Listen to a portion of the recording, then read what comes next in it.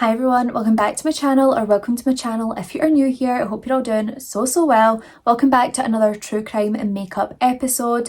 Today we are covering the case of Richard Evonitz, which by the way in this video I'm going to say Evonitz, whatever comes to my mind. I can't seem to say this guy's name consistently, so we're just going to go with it. Now before I do give a quick synopsis, I do have a request to make. I would call this a very important broadcast, so please, if you enjoy my content, make sure you are subscribed, notification bell on so you don't miss when I upload, which is every single Wednesday and Sunday at 7:30 British Standard Time. If you can, it would mean the world to me if you can leave a comment down below, even, just do it now if you like, but if you could leave a comment, whether it's an emoji or whether you want to talk about the case or just any form of engagement in the comments would be amazing, because the comments and likes is really what helps push me out to the YouTube algorithm and get my videos out there, specifically the comments. So if you could please do that, it would mean the world to me. And if by any chance you are new here, hi, my name's Anna and I'm a certified yapper who is obsessed with all things true crime and makeup,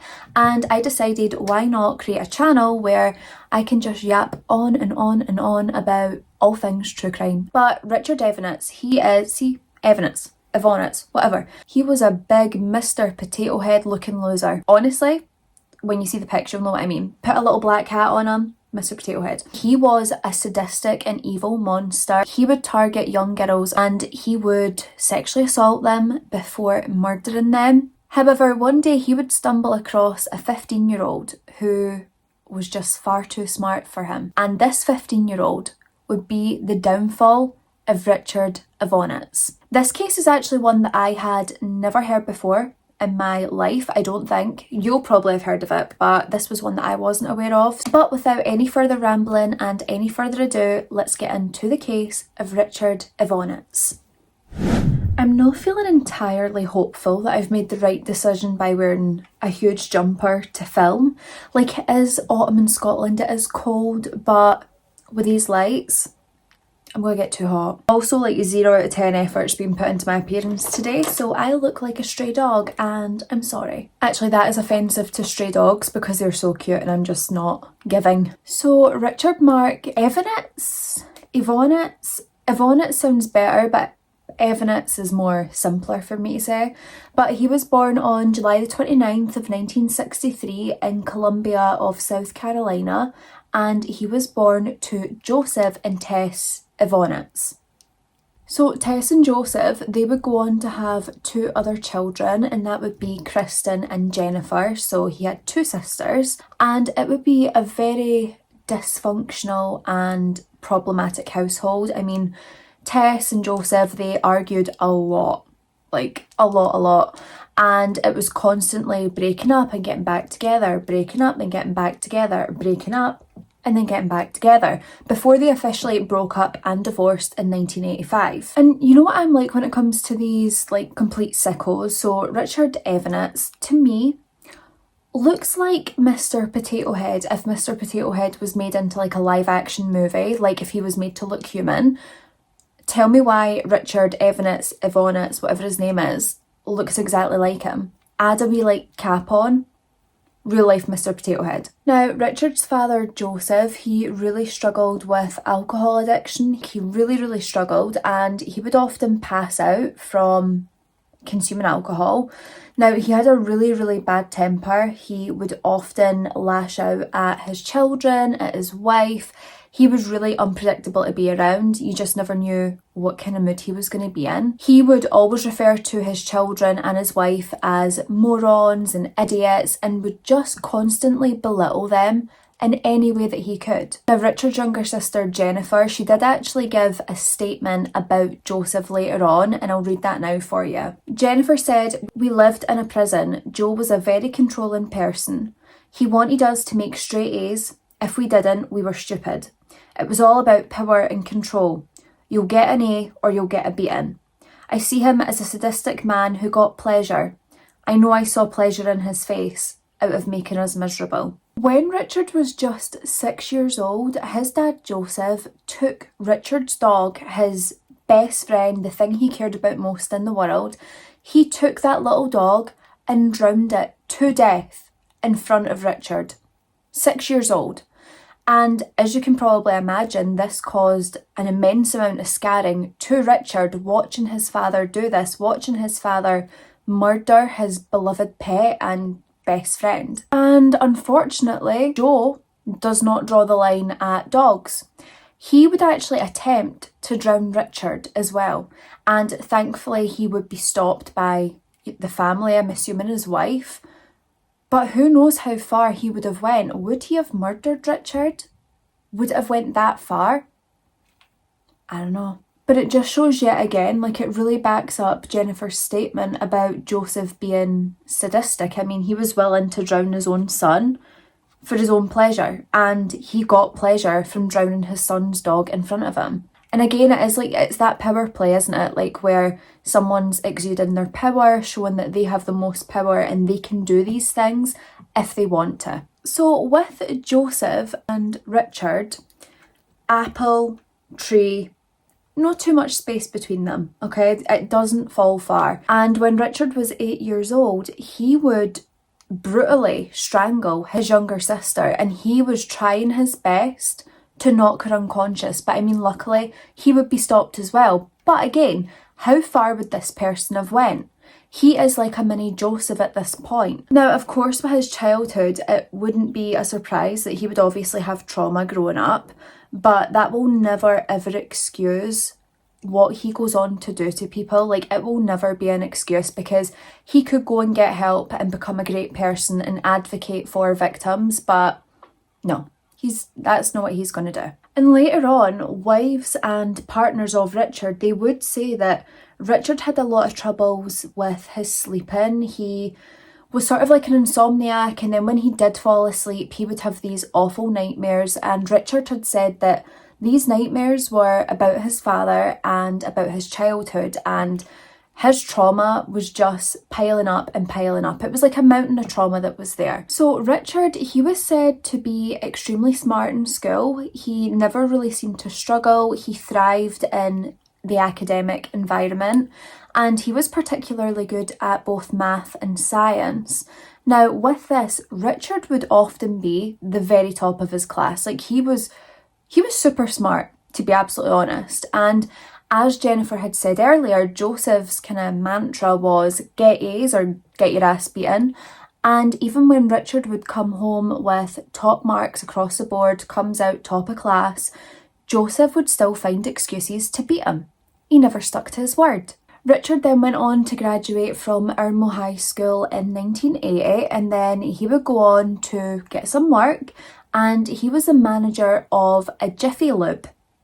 Wipe that smirk off your face, okay? Get your mind out the gutter. It's to do with automotive oil change, not lube like you're thinking, you little filthy McNasties. So in 1983, Richard, he's starting to get really like sticky fingers, and he decides to break into one of his neighbours' houses, and he is going to steal some money. Now, right away, he was a suspect in this crime. I mean, people could just tell by looking at his big, like, Mr. Potato Head face that he was guilty of something. So he was a suspect right away. He was thoroughly questioned, and it looked as though they would have charged him if it hadn't been for his mum. She kind of gave him an alibi. She spoke to the police with him and said that there was no way that it could have been Richard. And so Richard would never be charged for this. And this guy's antics, they just continue to go, because in 1984, he would write a rubber check for Kmart, and it was for like $350, right? $350 that this man did not have. And if, like me, you didn't know what a rubber check was, because I don't think we use that expression in the UK. I'm not sure though, maybe we do and I just don't know. But a rubber check is basically where you write a check for funds that aren't actually available. So they'll go to cash the check to get their payment, and it's like, whoops, no money here. Now, when Joseph found out about this, he was furious, and he gave Richard two options. So option number one is, we can pack your bags and dump your ass on the street. You'll be homeless. You'll live in the streets. Or the second option, you can join the US Navy and try and make something out of yourself. Richard, doesn't want to be homeless. So he's like, well, I mean, I suppose if I join the US Navy, I'll at least have somewhere to stay. I'm going to join the Navy. If it had been me, I'd be asking Joseph what was behind door number 3. What did option 3 entail? Because none of they two are sounding good for me. Evonitz, at this time, he is serving as a sonar technician, and he did really well in the US Navy. He got really good recommendations. He also received a good conduct medal, and he would be honourably discharged after 8 years of service. But I'm going to fill in the blanks because stuff happens in that time. So it would be 1985 when Joseph and Tess would officially divorce.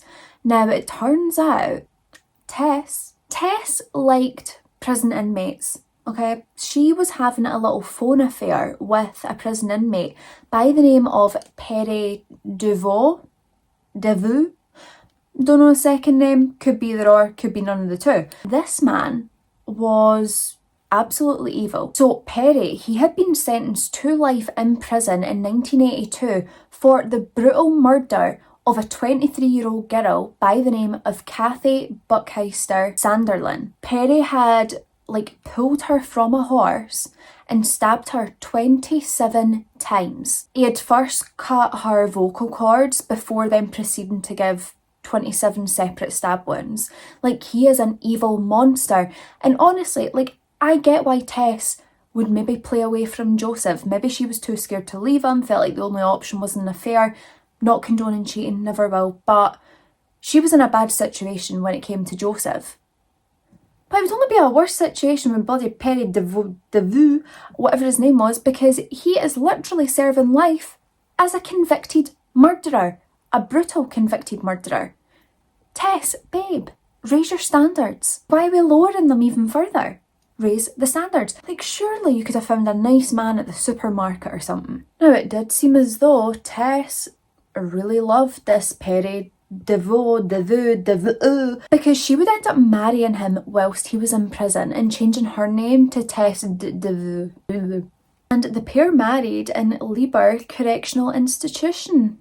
Destination wedding. Love that. So, in 1987, when Richard Evonitz was just 23 years old, he would commit his first known sexual crime. On January the 3rd, Evonitz, he drove along and pulled up beside 15-year-old Kelly Bollard. This was in Jacksonville, Florida. Now, Kelly, she was walking home with her 3-year-old little sister, so this little tiny toddler. And Evonitz, being the sick, twisted loser that he is, he exposed himself to 15-year-old Kelly and her 3-year-old little sister and started masturbating. Yeah, Big Richard's playing the little Richard, right? Of course, the 3-year-old doesn't really understand what's going on, but Kelly knows what's going on and knows that it's absolutely wrong. So she was horrified, she grabbed her little sister and they ran away home. So once Kelly gets home with her little sister, she explains to her mum, what had happened, what this big creepy freak had done. And unfortunately, they never had any details about the offender because Kelly was just trying to get herself and her little sister home safe. They never really thought about the car, the plate, anything like that. But she did know what Evonitz looked like, which is going to be helpful. So the following day, Kelly and her sister, they are out with their mum when they spot Evonitz. She knew it was him right away just by seeing him. Now, Kelly's mum, she uses very quick thinking and she gets a bit of paper, notes down the licence plate. So she takes this licence plate number to the police, explains exactly what had happened to her daughters, and Evonitz would be arrested 1 month later when his ship returned to port, because obviously he's in the Navy. And the police records confirm that Richard Evonitz, he had confessed both orally and through a written statement. And the records also said that he admitted to having a problem with masturbation. So these records had stated, suspect stated he has a problem masturbating in front of young girls. When he feels the urge, he drives around looking for girls who are between 18 and 19 years old. Big fat lie, there was a 3-year-old there. She never looked 18 to 19 and looks for girls who are short in height with brunette hair. And as you can probably imagine, Richard Evonitz got off lightly with this. Barely any punishment at all for this disgusting act that he had done in front of these young girls. He was only given 3 years probation where he would have to comply with like specific, recommendations, restrictions, etc. by the officers who were overseeing his case, and he got a really small fine, but ultimately was let go. So on July the 6th of 1988, a 12-year-old girl by the name of Sarah Margaret Cherry, she would be abducted whilst she was babysitting. Now, she was babysitting at a home in the rural part of Bowdoin in Maine. And devastatingly, after her abduction, several days later, Sarah's lifeless body would be found in a wooded area not too far away. Sarah had been bound with rope. She had been sexually assaulted with sticks and twigs. She was then stabbed and strangled to death with a scarf. Now, a man by the name of Dennis Deshane, he would actually be convicted of this crime in 1989. Now, Dennis Deshane, he has filed multiple appeals. He proclaims his innocence to this very, very day. And not only that, but a lot of people from that area are completely convinced that Dennis Deshane did not commit this crime. They believe that someone else was responsible. Richard Evonitz. Now, why am I telling you this? I hear you ask. I'm talking about a completely different suspected killer.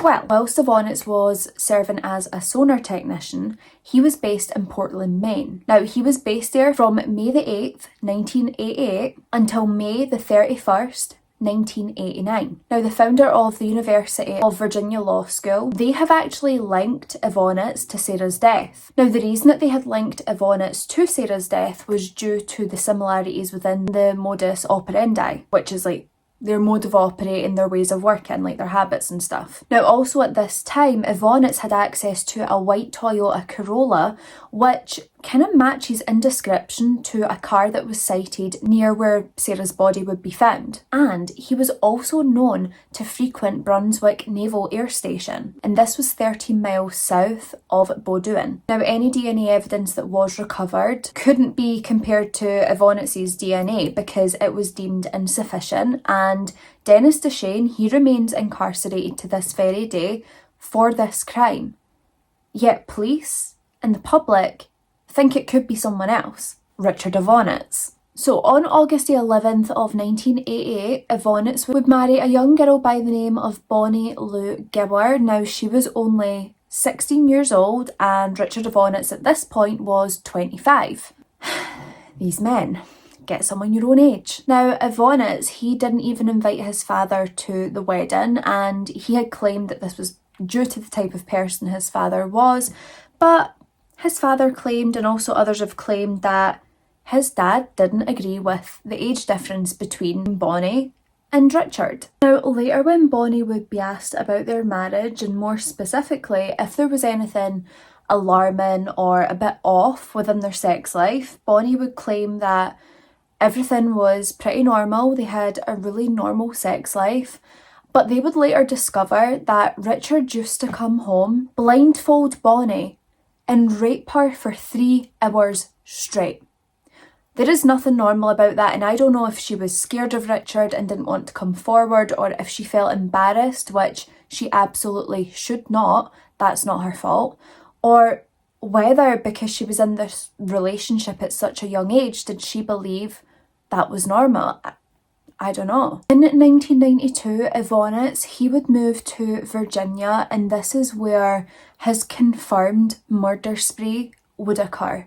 And it is just horrific and sickening. So after his move to Spotsylvania in Virginia, Evonitz would begin working as a salesperson. Now, whilst he was working in this job, so many of his female colleagues made multiple complaints about this guy.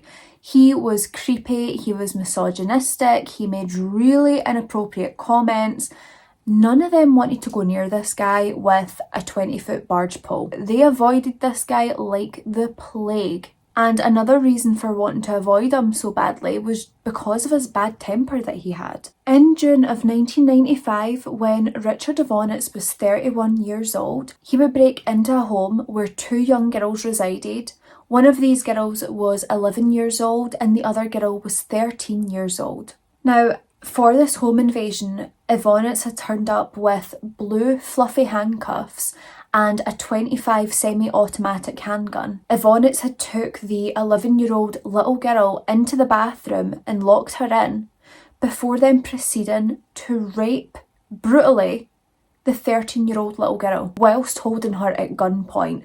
And this monster was never even a suspect in this case. How he could do that to two young girls is beyond me. Like, 13 is no age at all. It's still that age of complete innocence. Even if it wasn't, it's obviously still horrific and a monsterly act. But to do that to a 13-year-old girl, holding her at gunpoint, and then her 11-year-old sister locked in a bathroom having to hear this, I don't even know how you would move on from that. You know, one of those days when you're doing one-liner and you keep messing it up, so it ends up getting bigger and bigger and bigger, and then you've got to try and replicate it on another eye. Today is one of those days.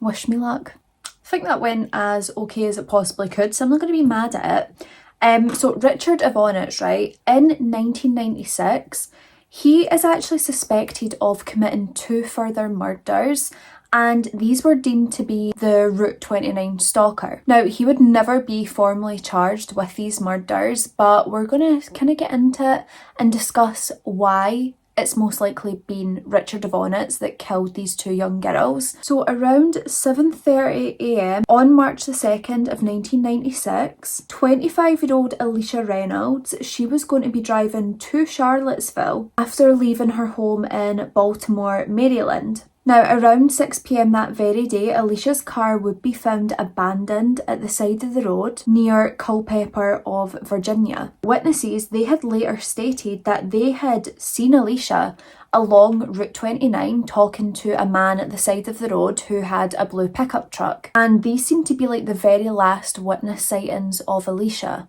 And then, devastatingly, her body would be found in a wooded area close by. This would be 15 miles south of where she had originally went missing. Now, her body was found on May the 7th of 1996, and investigators did believe that due to the state of her body that Alicia had been murdered, but for some reason they never actually released the cause of death, like how she died. Now, I wasn't actually going to mention this, but the more I read into it, I was like, do you know what? It's probably worth noting that in August of 1996, this is when Bonnie Lou Gower would leave Evonitz.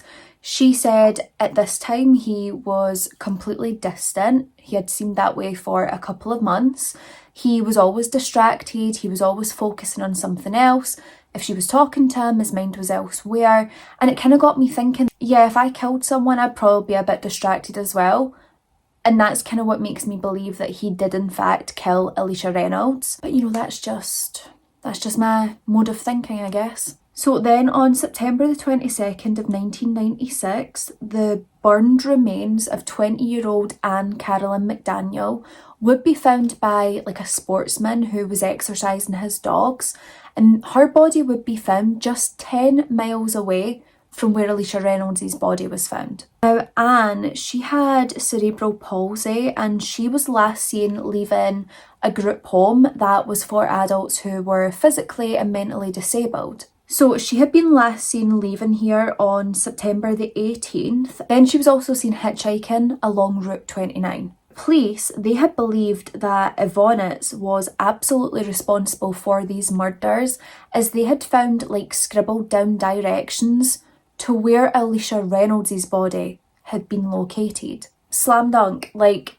I think that's pretty clear that he was absolutely the murderer in both of these cases. And it's like there would be no denying that the scribblings were his because they were found in his footlocker. Why would they be there unless he's trying to hide them? The crimes that we're going to talk about just now, these are ones that are 100% linked to Evonitz. There's no question about them. And these crimes are just absolutely vile and disgusting beyond belief, and I think these really, really depict the absolute monster that this man was. So on September the 9th of 1996, Sophia Marlene Silva, she would be abducted from her own front yard by Evonitz. Sophia had gone outside to sit on the porch and do her homework. It was a nice day, she just wanted to relax. So she goes outside, she's got a can of grape soda, and she just plans on drinking this and getting her homework done. And then when Sophia's sister went outside to, see her and check on her, all she would find would be the empty grape soda can and also her class notes spilled over the front yard. There hadn't been any sign of struggle, there was no witnesses, and there hadn't been any loud noises or screams for help because the family would have heard it, but it just felt like she vanished and there was absolutely no trace of her. But Evonitz, he had actually been working on the day of this abduction, but he had told his work that he had a dentist appointment and he would have to leave around noon, which he did, and this is when he would commit the abduction. Now, of course, Sophia's family is absolutely worried and devastated beyond belief. They don't know where their daughter is and they are desperate to find her. And then on October the 16th of 1996, a maintenance worker by the name of Gary Norman, he would see what he thought was a blue bundle wrapped in rope floating in Birchwood Creek. And devastatingly, this blue bundle turned out to be the decomposing body of Sophia. She had been wrapped up in a white sheet, and when she was examined, they were able to confirm that her pubic area had been completely shaved bare. This to me is given like paedophilia. He's shaved off her pubic hair to make her seem like this younger child. Then on May the 1st of 1997, Evonitz would abduct two sisters. That was Katie Lisk, who was 12, and Kristen Lisk, who was 15 years old. Evonitz, he had actually phoned in sick to work that day because he had to attend bankruptcy court. He had an appearance to make.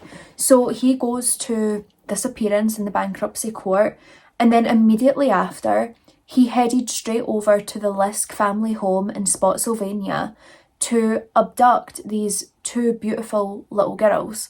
Now, what is just absolutely horrifying is both of these young girls, they had been being stalked unknowingly to them by Evonitz for several weeks, and this would be the day that he would decide to abduct them from their front yard after being dropped off home by a school bus. When Katie and Kristen's father arrived home that day, he was alarmed immediately because his daughters would usually be at home waiting for him getting in, and he's trying not to worry too much at first. He's thinking, they could be upstairs, they could be out the back, they could be with a friend.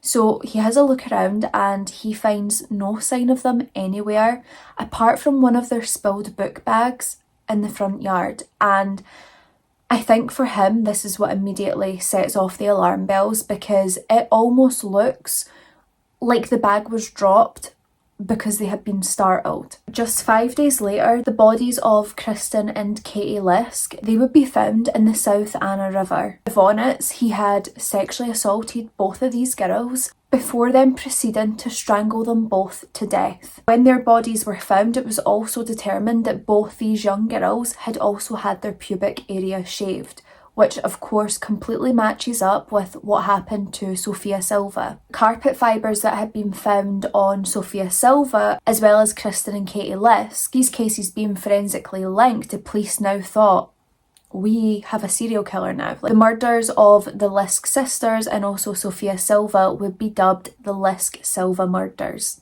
So the divorce between Evonitz and Bonnie, that would be finalised in 1998, and Evonitz would get himself a new girlfriend.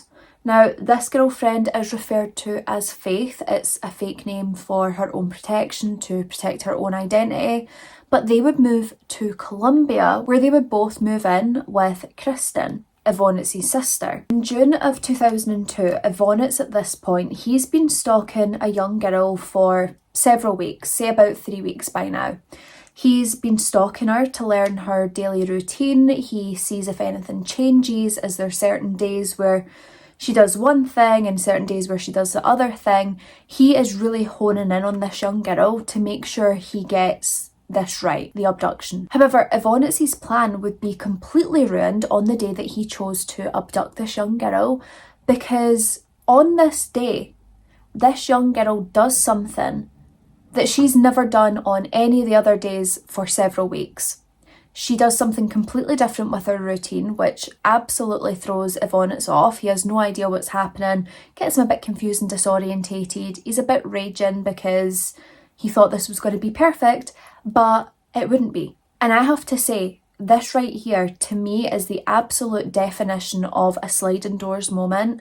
That moment where one choice can have a completely different outcome. If that young girl had went on with her daily routine that he was expecting, that young girl would not be here anymore. But on that day, it's like fate took over and was like, no, this is not your time. Do this. I just honestly find that so fascinating. I think it's insane that one choice has such different consequences, and for her to pick that day and that day only to change up her routine when Evonitz was going to strike is just a miracle. So at this point, Evonitz is like, right, okay, I can't go ahead with this because she switched up on me, and his clams are steamed. The most steamed I've ever seen them, right? And he's thinking to himself, like, I can't believe that this perfectly formulated plan could fall apart so easily. I need to get myself a new victim. And this is when he would turn his attention to Cara Robinson. However, choosing to abduct Cara Robinson would be his biggest mistake. Cara Robinson would make sure that this man yeed his last haw. So on June the 24th of 2002, 15-year-old Cara Robinson, she was over at her friend Heather's house. They had wanted to go out that day, but Heather had been told, if you want to go out, you need to make sure your chores are completed. So Cara, being the great friend that she was, because I'm not sure I would have done it, she went over to her friend Heather's house in South Carolina, and she was going to help her complete her chores so they could be finished quicker and then they could get out and do whatever they wanted to do. So they're just enjoying their day, they're getting on with the chores when this big creep just steps out of a vehicle and starts to approach the young girls. The big freak's wearing like a baseball cap that he thinks, you know, if I wear a baseball cap, it disguises me and I'm practically invisible. Who's going to be able to, you know, tell who I am if I have a baseball cap on? Don't know where these killers get these logics, but a baseball cap does not conceal your identity. No matter what the Netflix TV show You tries to make us believe, it's quite clearly Joe Goldberg under that hat. Sounds like I called him Joe Goldberger, but I never. So Creepy McCreeperson, which was Evonitz, he approaches these young girls and he's trying to make small talk with them, which weird. And he was basically trying to get some information to see if the parents in the house were home. He's trying to tell the girls that he needs to give them pamphlets. I've never heard of an abductor trying to lure people with pamphlets. Yeah, it wouldn't work on me. Hand me like a Snickers bar, then maybe we'll talk. But a pamphlet? No. Anyway, at this point, Cara is watering the flowers in the garden whilst Evonitz continues to chat away to her, and she's being polite because she's a nice person. And then he would ask if Heather's parents were home, to which Cara had said no, they weren't. Word of warning, if anyone asks you if your parents are home, I don't care if you're 15 or 55, tell them yes, my parents are home and I'll go get them right now if you want to speak to them. Then just run the house, lock the door, hide. Call the police if you need to. Now at this point, her friend Heather had gone into her house to get the items that she needed to complete the chores, and Evonitz would see this as the perfect opportunity to abduct Cara. So Evonitz said to Cara, can you take these pamphlets and give them to her parents when they get back? So Cara walks over to get these pamphlets that he's so obsessed with off of Evonitz, and that is when she would feel a cold metal gun pressed against her neck. So Evonitz, with this gun pressed up against Cara's neck, he says to her, if you don't fight me and if you just do what I say, I won't hurt you. Cara, she is remaining very calm and she complies. She walks over to the car with Evonitz, who then bounds her and puts her in this like big plastic storage container before he then sealed the lid and drove off. When I tell you that reading Cara's story sent shivers down my spine on multiple occasions, like the hairs on my arms were standing up, because this girl, Evonitz was no match for Cara Robinson. The second this whole event started to unfold, she snapped right into survival mode. So when she's inside this container, she is memorising the songs that Evonitz was listening to. She even memorised the serial number that was inside the storage container that she was trapped in. And she said she repeated a mantra to herself, which was, stay calm, gather information, escape. And she said by repeating this over and over again to herself, it kept her calm and it kept her focused on the bigger picture.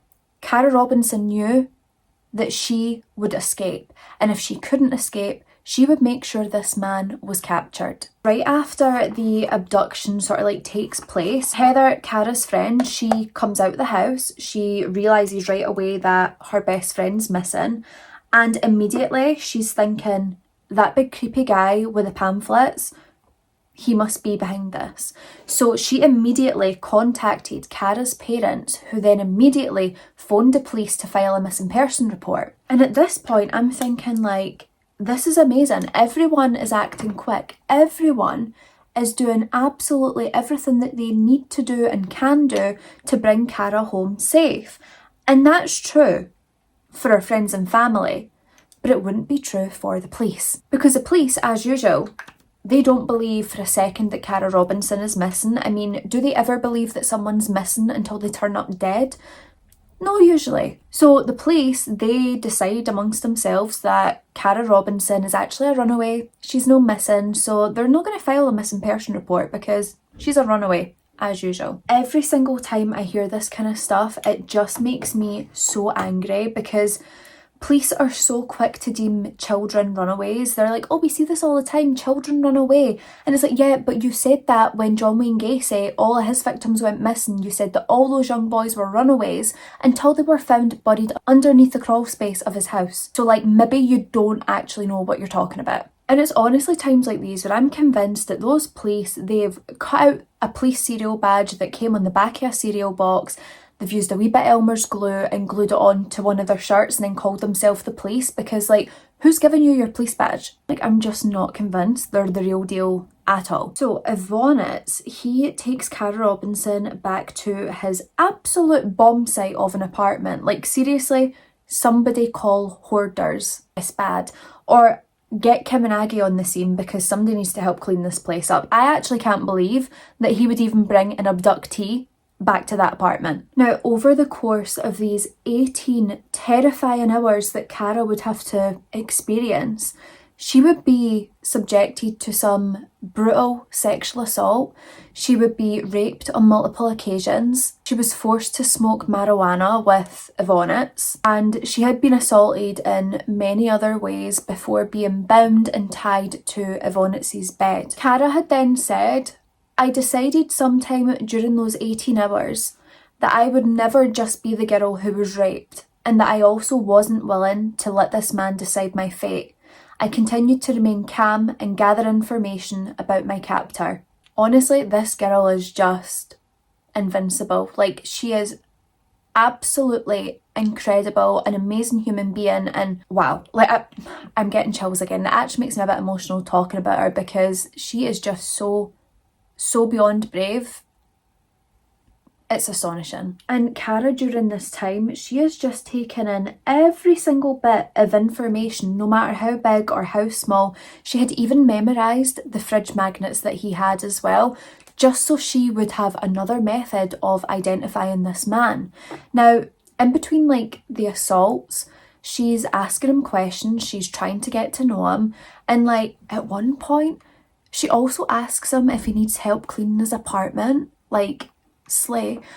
And he actually accepts. So like they're both like cleaning his apartment because I think Cara was genuinely like, if I'm going to be here for a short period of time, I'm going to need a better surrounding. But obviously, whilst they're cleaning the apartment, there was a reason that she had asked to do this, and that was so she could go through his mail and gather some more information. During interactions with Evonitz, she was able to discover loads of different things about him, one thing including that he had been in the US Navy. That evening, Evonitz had even forced Cara to sit down and watch the evening news with him.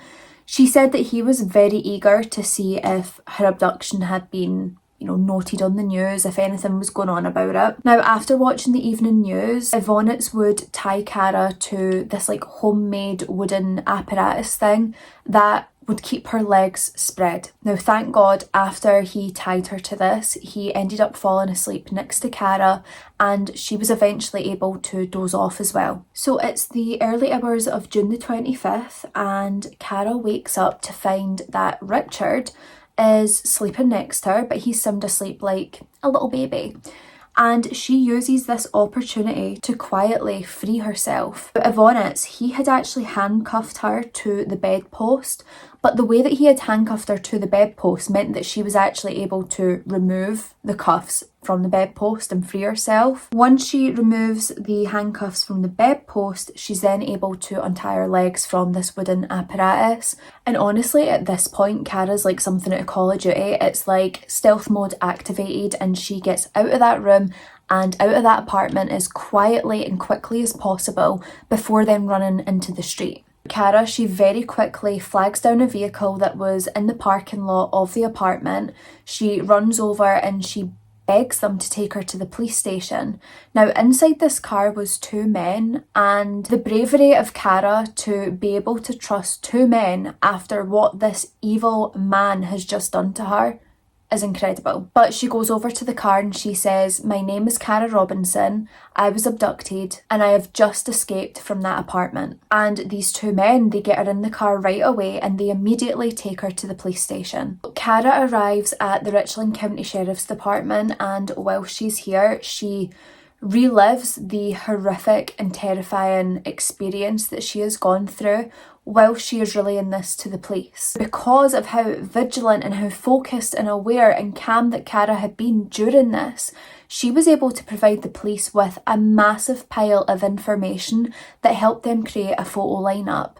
And this lineup would include Richard Evonitz. Now, police would later say that they were in complete awe of Kara, how cool, calm, collected she was, how much information she was able to provide, like just how much she had been able to pick up in those moments of sheer panic and terror. The police even said she was so alert, she was able to give us information down to the exactness of what was inside that apartment. Now, whilst Kara was receiving treatment in hospital for her injuries and things like that, she was able to pull Richard Evonitz out of that photo lineup, and immediately she was like, this is the guy. So police, they immediately rush over to Richard Evonitz's apartment, but of course he is not there. He had awoken and panicked when he had seen that Kara Robinson had completely outsmarted him and gotten away. Now, knowing at this point that Kara's most likely went to the police to get help, he decides that he needs to flee because the police are coming. So Evonitz, he decides to flee to Jacksonville, Florida, and when he's there, he contacts his sister Jennifer. So he confesses to Jennifer on the phone that he has killed someone and that he is in a lot of trouble. He had even said to Jennifer that he committed more crimes than he can even remember. So he asks his sister Jennifer if she will meet up with him at an IHOP in Manatee County, and Jennifer, she agrees to meet up with him, but Jennifer has a plan of her own. So the minute the phone call with Evonitz is over, Jennifer immediately contacts the police, tells them who her brother is, what he said he's done, and where this meetup was going to take place. So once police have received this phone call from Jennifer, they all decide that they're going to swarm that IHOP and close in on Evonitz. However, when Evonitz was approaching the restaurant, he noticed the police waiting. And he's thinking, oh, what's the chances that they're not here for me?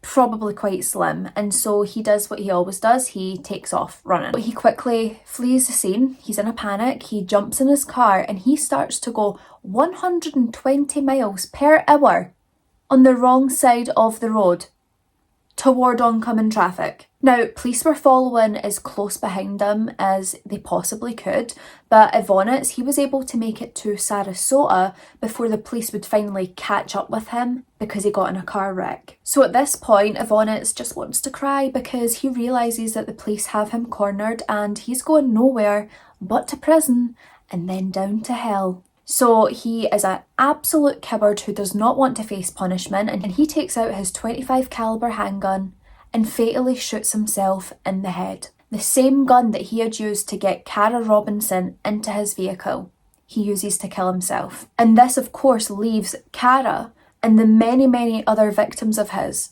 without any real justice. He has gotten the easy way out. He does not need to face punishment. They won't have their day in court. Some of his victims can't even be confirmed because there's no confession. And when Cara Robinson had heard what Richard Evonitz had done to himself, she was absolutely devastated because she had escaped this man and she wanted to face him in court. She wanted to let him know, I was your undoing.